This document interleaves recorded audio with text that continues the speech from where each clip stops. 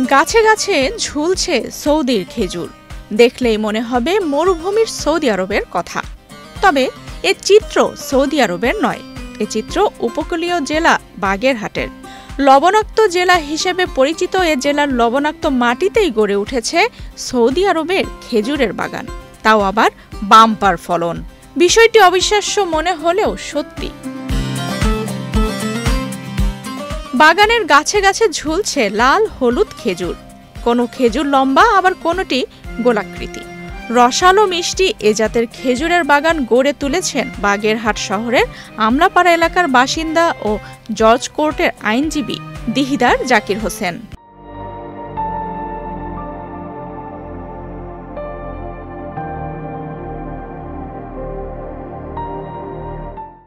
জেলার সন্ন্যাসী হাজিপাড়া গ্রামে 15 একর জমির উপর তিনি এই বাগান গড়ে তুলেছেন। 2018 সালে শুরু করা জাকির হোসেনের খেজুরের বাগানে বর্তমানে বিভিন্ন জাতের 4 শতাধিক গাছ রয়েছে। এর মধ্যে 80 গাছে খেজুর ধরেছে, যা স্থানীয় বাজারে বিক্রি করার পাশাপাশি নতুন চারা উৎপাদন করে বিক্রি করছেন নতুন খামারিদের কাছে। রামপালের শৌখিন চাষি মোহাম্মদ জাকির হোসেন 2017-18 সালে কৃষি সম্প্রসারণ অধিদপ্তরের সার্বিক তত্ত্বাবধানে সৌদি খেজুর চাষাবাদ করেন। বর্তমানে তার 400-এরও বেশি খেজুর গাছ আছে, তন্মধ্যে 80টি গাছে তার ফলন এসেছে। ফলন বেশ ভালো।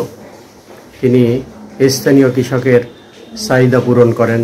লবণাক্ত জমিতে কৃষি উৎপাদন যেখানে চ্যালেঞ্জ, সেখানে সৌদি খেজুরের এই বাগান কৃষিতে নতুন সম্ভাবনার দিক খুলে দিয়েছে বলে মনে করছেন জেলা কৃষি বিভাগ।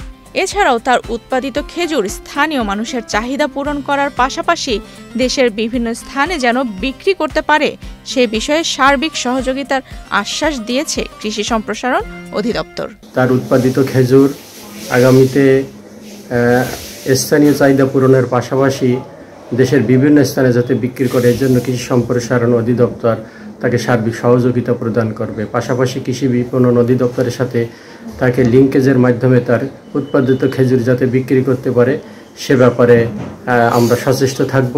বাগেরহাটের রামপালের সৌদি খেজুরের সাফল্য দেখিয়ে দিচ্ছে ইচ্ছা আর পরিশ্রম থাকলে অসম্ভব কিচ্ছু নয়। নিউজ ডেস্ক, বাংলাদেশ প্রতিদিন।